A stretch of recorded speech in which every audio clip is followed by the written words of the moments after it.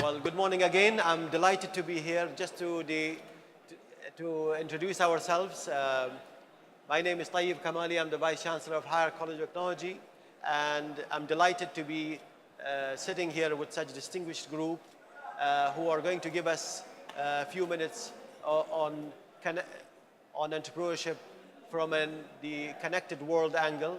And we're very proud for their presence, and I'm looking forward to also some of your questions, but I do want to say that we are a little bit tight on time, and we apologize for the late start. It is very clear in the world of education to all of you the importance of entrepreneurship. And as many of you know, it's a lot easier just to mention entrepreneurship to get attention. But then what do you do after you get the attention? Not everybody can deliver on the magnitude of the word that it holds. So today, my task is to ask the three distinguished guests a couple of questions about how can we leverage entrepreneurship to new heights, to the way the teaching and learning of 21st century is all about and is gearing to be. And I will introduce the panel. Please hold your applause till I introduce the three of them, and then I would appreciate you all welcoming them. To my right, I'm very glad that Professor Dr. Guaning is here, President Emeritus of Nanyang University of Singapore, to my right. And to my left, a very good friend of mine, the man who has led the Kauffman Foundation for nearly 10 years and now is a professor of Syracuse University, professor in Syracuse University, Dr. Schramm. And to my far right, to my far left is also a good friend of ours, Dr. Erhan Erkut, who is coming from Guaning University in Turkey. And so please join me to welcome them as I begin.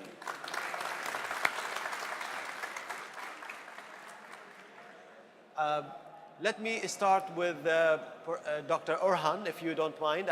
My first question is really to ask you, in this connected world and in all the talk about innovation, and what is it that we can bring as you head a new university? I understand that university was established only a few years ago.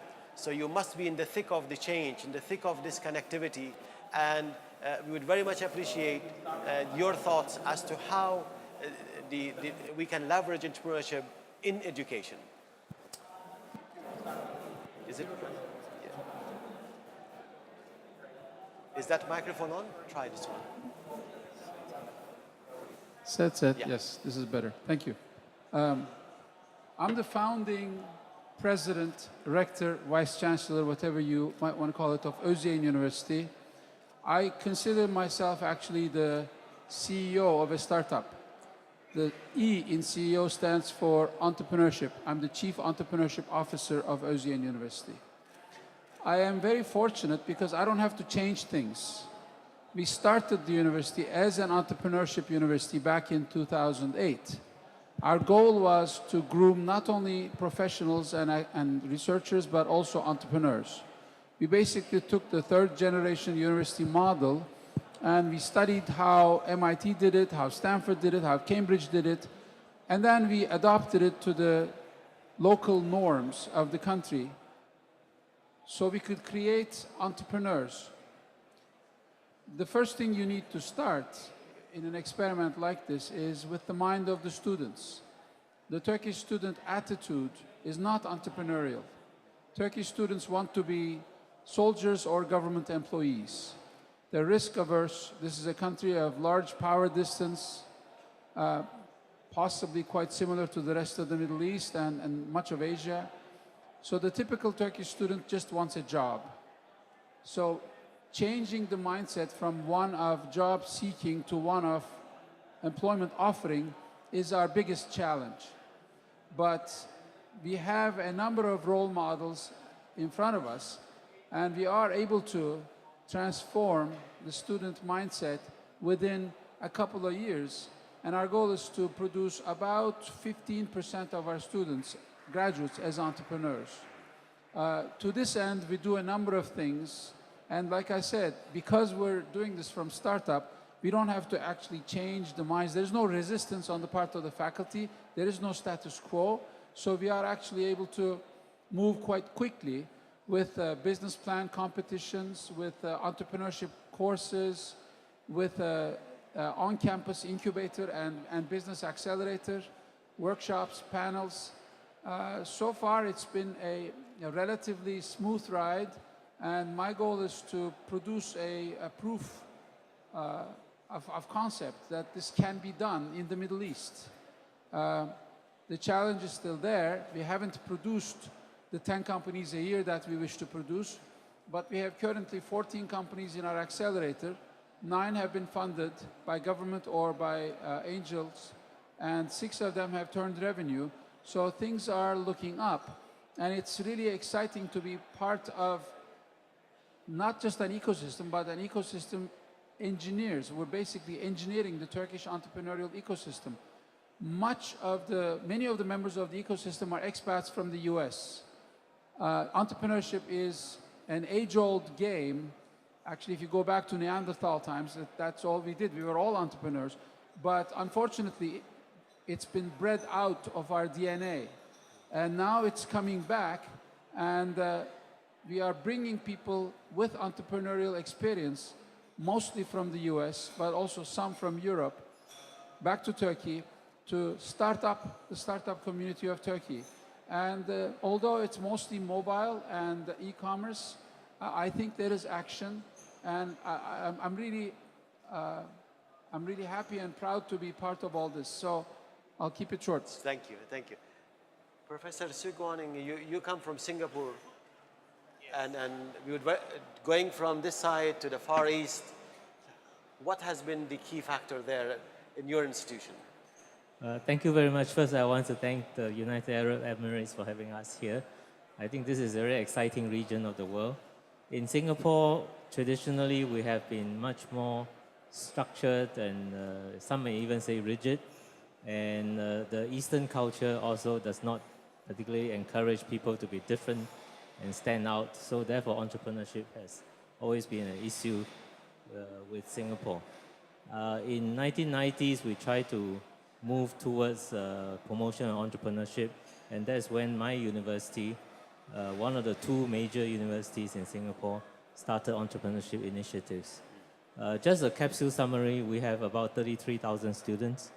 It is a top 50 world university together with National University of Singapore.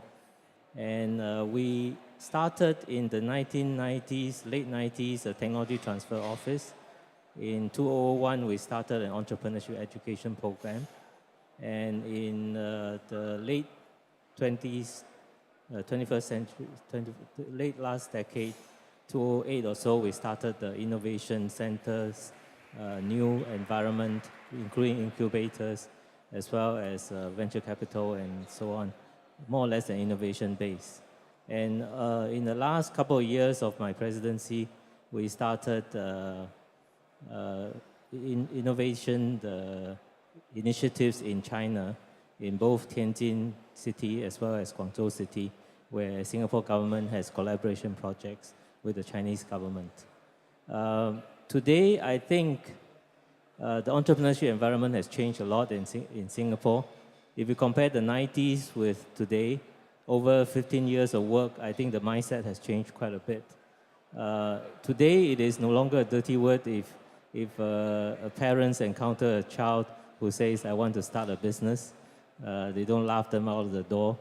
And it is a legitimate way for our graduates today that they form businesses. In fact, many of them already form businesses while they are in the university.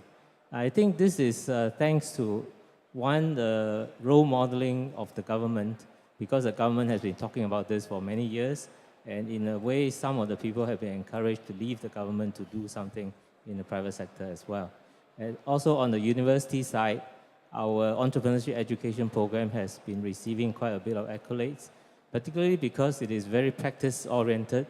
Essentially, we gather first the people who are oriented towards entrepreneurship, allow them to form their own teams of multidisciplinary teams, including business, engineering, arts, and so on and so forth. And they work as a team throughout the education program leading to a Master of Entrepreneurship. And the whole process mirrors the process of a venture creation. And the final exam is a venture presentation in front of venture capitalists. It is not a conventional professor-led program at all. In fact, I think one of the key things we did in making this a success is to pull it out of the business school. Because in the business school, it tended to be an academic pursuit. It tended to be something that the professors like to do papers and studies on, but not so much practice-oriented. So we made it a practice-oriented discipline. Today, we have a very popular minor program, which is intended for all the people in the undergraduate population who are interested in entrepreneurship. It's the most popular elective minor in the university, and it's hard to get in. So that reflects the popularity.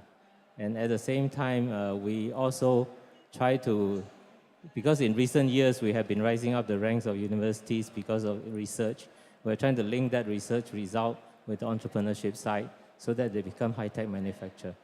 The latest drive that we have been doing is a drive into China. Because Singapore is a very small market, immediately when you do a startup, if you want to be able to scale it, you must be able to look at a large market. China is the nearest large market and is one that is growing rapidly. And we also have historical affinity with China because Singapore is majority Chinese. And our university started life as a Chinese language university. So I personally, since I stepped down from the presidency, have been pushing a number of initiatives in China so that Singapore startups can use the Chinese market to grow and develop. That is not a simple matter because the Chinese market, as many people know, is complicated. The policies and the structures and the regulations can be quite untransparent. But there's an opportunity with the new leadership in China who do want to change things. And I think we can develop along those lines. And at the same time, we'll welcome all the world's entrepreneurs to come along with us. And that includes, of course, the people from Dubai and United Arab Emirates. Thank you. Thank you, Dr. Singh. Thank you. Dr. Carl, you've been on both sides when you were in heading the foundation. Now you were telling us all about entrepreneurship. You led the way, the outline, the concept, the way we should move forward. And at the same time, you had the universities, were a handful of them that were into entrepreneurship. Today, statistically, they say that over 1,500 universities in the world, around the world, teach some form of entrepreneurship. Do you think we are doing enough? Are we inspiring the young minds?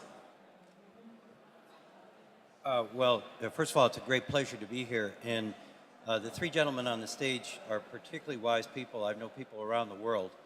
And Professor Kamali started us with an observation, and that was that when people say entrepreneurship, everybody pays attention. Yeah. But the second chapter is not so clear what people are paying attention to. And this is a big issue for universities. Let me say this. I agree entirely with the observations of our other two panelists in terms of entrepreneurship should not be in business schools. And I want to make an observation about that. In my years at the Kauffman Foundation, we actually began honest-to-goodness research on entrepreneurship. As I see it, there are three cardinal questions. And the literature of 6,000 professors of entrepreneurship in the United States does not speak to these issues. One, who are entrepreneurs? Two, if entrepreneurs encounter enormous failure rates, what does the literature tell us about how to make new businesses more successful? And the third, Dr. Su has spoken to, in the context of Singapore, China, the scaling of companies is the critical issue. And as I've laid out in my new book, Better Capitalism, for the first time we've been able to make an empirical economic demonstration that if you can make new companies grow, if you can make scale companies, you can change GDP growth rates in countries. So I would suggest that the very first thing I would offer today is that this is no longer the circus that it often is seen in universities and in conferences and in the venture capital community and in universities. Entrepreneurship is very serious stuff. When I left the Kauffman Foundation, I began writing again. I used to be a professor, and I've been an entrepreneur. I've started 6 companies. And our research at Kauffman began to puzzle and trouble me about what it is we were teaching. So for example, everything is geared in many courses around writing business plans.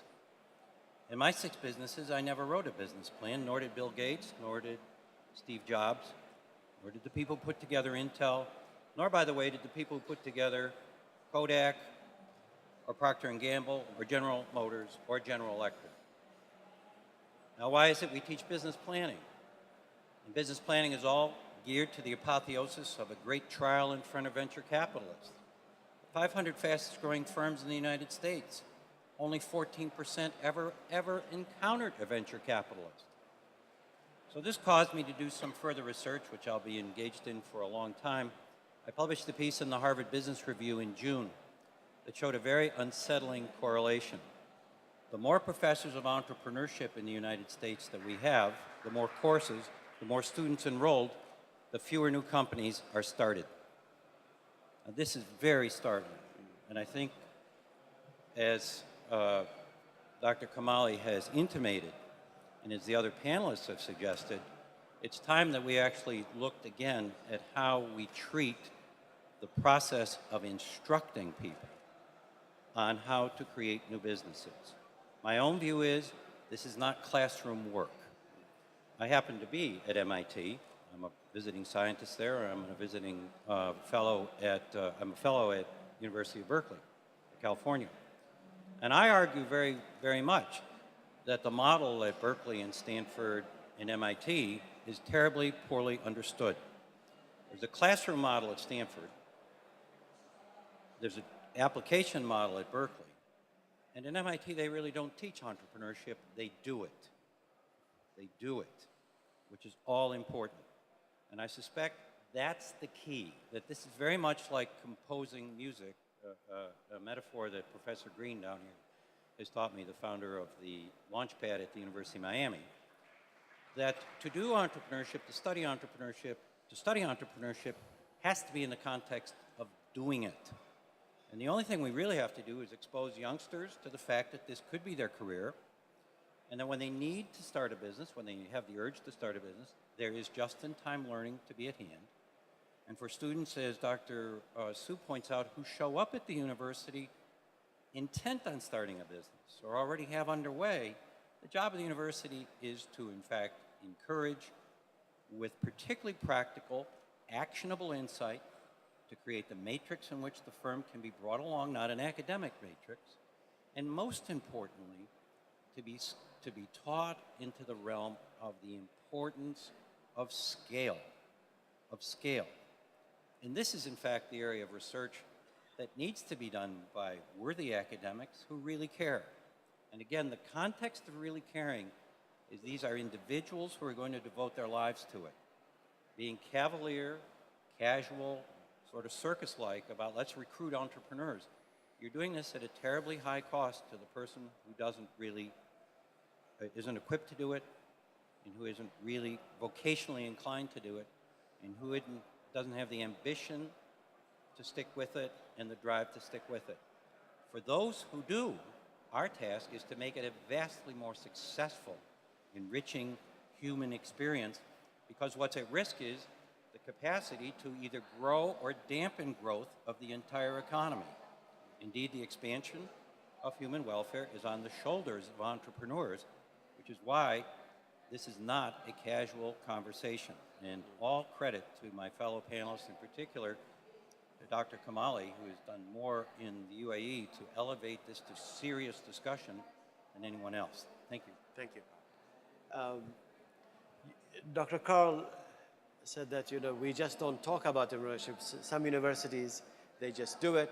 And I thought it might be useful, Dr. Erhan, if I ask you if you can give us some specific. We have a lot of students in the audience, and they would like to know specific example of what Dr. Carl also called the process. I mean, you are a university freshman. What happens to bring that culture of entrepreneurship in this new way of doing it, rather than talking about it and making business plans after business plans and so on? An example of two that you can share with all of us. we actually have two streams of entrepreneurship education. We have an undergraduate program in entrepreneurship, which is essentially a business program. The primary goal of this program is not necessarily to cultivate entrepreneurs. The primary goal is to produce ecosystem soldiers, people who understand entrepreneurship, people who can do business analysis, people who can do the market research, people who can do the business plans if and when they are necessary.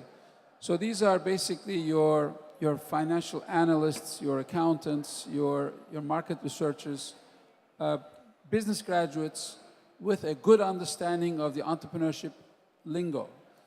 This is the goal in the entrepreneurship program, undergraduate program. In the graduate program, we do what Carl calls just-in-time teaching. We recruit strictly people with a business idea, typically an engineer, who has done a graduation thesis and who has an idea for a product that's a commercializable technology, but he doesn't know how to do it, or a doctor or a lawyer. So in order to be admitted into the program, you must have an idea. The program is very innovative. It's geared towards working students. It runs in the evenings and on weekends. And its financing is also innovative. You either pay tuition or you give the university 5% of your next company, if the next company actually comes to be created before graduation. After the first 3 months of basic business education, we put these students out on the street. The one thing that Turkish entrepreneur wannabes lack is a market test. They come to us saying they have this great idea. We ask them, well, have you checked with the market? They say, of course it'll sell. It's a beautiful idea. They're in love with the idea. They're in love with the technology, but they haven't done the market test. So we put them out on the street and we ask them not to come back before they've talked to at least 30 potential clients or potential customers. This gives them the reality check, and in almost every instance, there is at least a pivoting of the initial business model. In some cases, they simply give up on the idea, they start on something else. After that, we assign mentors to them who work with them on a weekly basis. So this is after the ideation stage, this is the development stage. We send them out to startups. We ask them to do internships in companies that are going through the startup phase. Those who are willing can go to Silicon Valley. We make arrangements for them to spend a week to a month in Silicon Valley to visit other startups, to breathe the air of entrepreneurship. And then they come back, and in the last trimester, they produce a pitchable business model. And they must present to angels. And they only graduate if they have funding from the angels. If they don't, then they have to go back to the drawing board and start all over again. So it's a very experimental program, and we have currently 30 students in it. We look at probably starting up 20 companies out of these 30 students. Of course, we know 10 will fail, without a doubt. This is, if only half of them fail, you've actually succeeded. We're trying to bring down the rate of failure by making sure they do the market test as early as possible, and by matching them with mentors from the proper sectors, and then by linking them with capital at the right time. We think these three attributes increase the probability of success, and I think we're going to get many more applicants for the next round, because everybody wants this kind of a diploma. They're not just there to learn. In fact, there are no books. We don't have faculty members in this program. Only 30% of the program is delivered by academics. The rest is delivered by practitioners. For example, marketing is done by the primary social media specialist in Turkey. If you're going to do marketing, you're not going to have $1 million budget. So let's forget about the TV. Let's talk about viral marketing. Let's talk about social media, Facebook, Twitter. So you bring in people who are actually doing this in Turkey.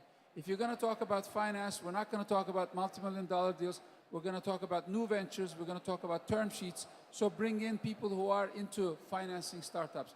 So it's basically a program for practitioners, by practitioners, with the goal of producing entrepreneurs. And if you don't have a company, you don't get a diploma. It's a perverted way of thinking about education, perhaps, but our goal is not to just give out diplomas. Our goal is to start up companies. Thank you. Thank you, Dr. Erhan. From your experience, Professor Su, in terms of some of the examples you can share with our students, success and failures. I'll go back to the period of the late 1990s where we had the dot-com boom. At that point in time, there was a lot of hype and buzz about the optical communications. So some of our professors who had some innovations in optical communications went out and started a company called Dense Light, which is intended to develop components and building blocks for the optical communication systems of the big telcos. Of course, everybody knows what happened with the dot-com crash. So they survived, but on the other hand, they did not have the big success that they actually hoped to have. And I think the other big problem is that that was very much of isolated startup, not in the sense that it's the only one, but in the sense that at that point in time, we're very much focused on the professors' research results starting up, and we don't see involvement of the students. I think that was a failure there. Now, a second set of success and failure, I mean, I would call all of these success as well as failures in some ways. The second set was the product of our entrepreneurship education program, which produced a lot of students who want to work for startups or startup companies. But because of the limitations of the Singapore market, they tended to start up things which are more in the service industries, things like cafes, food products, and things like that, which, as Dr. Schramm already mentioned, not really that scalable in terms of becoming big successes. So right now we are developing startups which are intended for bigger markets, and I think the results are yet to be seen. I'm personally involved in a couple of things coming out from the university, and in this context I want to mention particularly the new phenomenon of social entrepreneurship. Social entrepreneurship in the sense that it is intended to solve a societal problem, but on the other hand, not from the point of view of a charity or philanthropy, but from the point of view of doing something that is for the good of society. So one of the things that I'm involved with is a startup that's just being formed right now. It's not fully shaped yet, which is intended to serve the education, basic education purposes of all the less developed countries in a very low-cost manner to deliver high-quality education in Africa, in various other places. And I think this is a new trend that is very exciting, and that's why I got involved. Thank you, Dr. Su. I think you have had a nice definition. How do we go beyond the phrase entrepreneurship in the first part of our discussion? And the second, you had some examples now. And I think given the tightness of the time, let me at least ask the audience. I know there'll be a lot of questions, and I want to caution you that please ask your question without a long statement, because we want to give opportunity as many as possible to as many students and people that are here. Please go ahead. There's one there. Need a microphone? Come close. I think there's a microphone somewhere.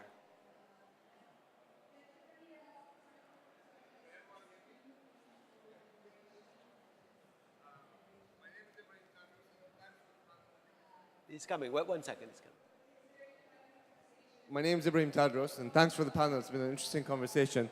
And just one thing to add about the MIT, having gone through an MIT education, in addition to the actual fact that you're doing stuff, there's another element that everyone there has gotten there regardless of what their background is and where they come from or what color their skin is or how much money they have. That's one big thing about MIT, that there's no real legacy of who gets in and who gets out. So that makes a big item of it. Okay, what was your question? The first question is, for the undergrad in entrepreneurship, I think entrepreneurship is very successful when it comes to having a skill like an engineer. You're an engineer and you have a skill that you use to become an entrepreneur. So, and how difficult would it be for somebody with an undergraduate degree in entrepreneurship to find a job if he's not starting his own company? That's one. And the second element would be is, the second question is, what is really the roles of the universities in fostering entrepreneurship? Because most of the entrepreneurship that actually happens and the learning you happen at MIT, for example, was from the MIT business plan competition and things around the classroom, not specifically in the classroom and classes that take place. Those are my two questions. Well, Dr. Carl, I think to you. All the guests, please make their way to Hall 4 for the open summit summary. Well, that's a better announcement than we're going to crash. Yes. Right? As to your question, in terms of training to get you ready for a job, I think it's actually a very good question, because I think there's a terrible, terrible moral problem of preparing people as undergraduate entrepreneurs without, for example, engineering as a basis, or biology, or chemistry. Yeah. Or, and I think it's a very, very poor skill to take into the labor market. No one, I've started 6 companies. I've watched and invested in many companies.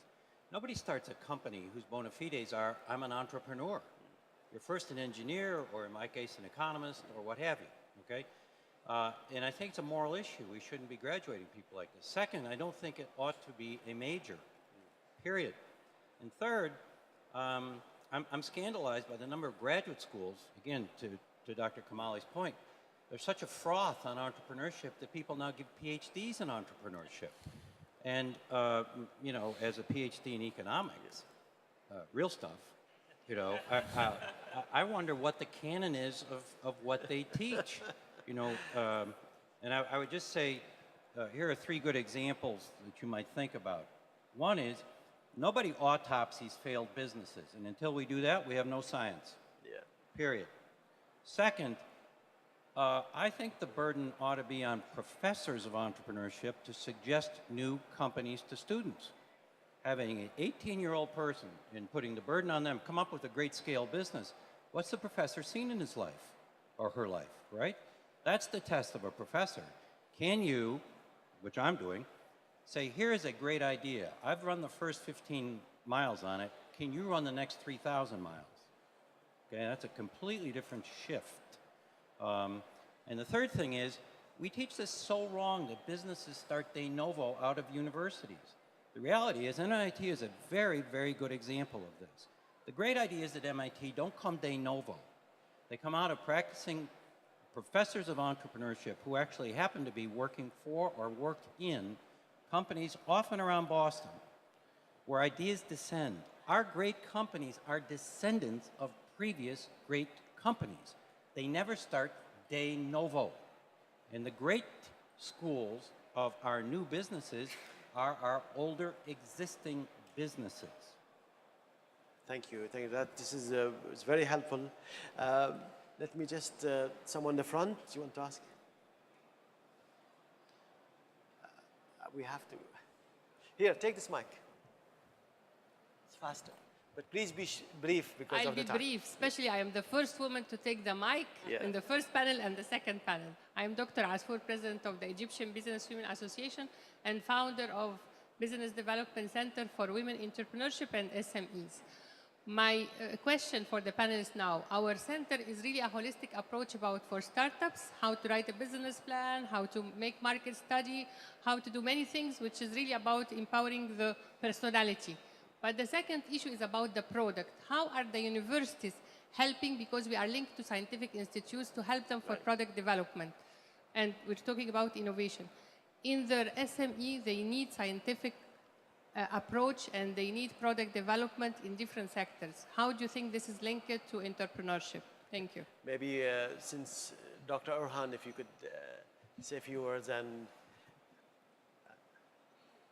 For a successful entrepreneurial university, you need to connect business, engineering, design, and law. We have a design faculty, for example. Industrial product design is a department in the faculty. And for this program to be successful, they need to work on products for which SMEs have a need for. So I'm looking forward to the SMEs bringing their problems to us. We have rapid prototyping labs, we have 3D printers, and we would rather work on products that people want than theoretical products. So I very much look forward to this. It depends on how the university defines itself, how the university aligns itself, how closely they align themselves with the industry. Unfortunately, many universities have not done a good job at this. We intend to be different, but it remains to be seen how successful we will be.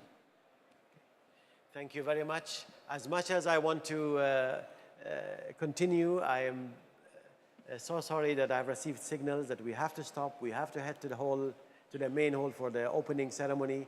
Please join me once again to thank our distinguished panel speakers today. And thank you all for being here. Thank you, Dr. Prof. Thank you very much, Dr. Kamali.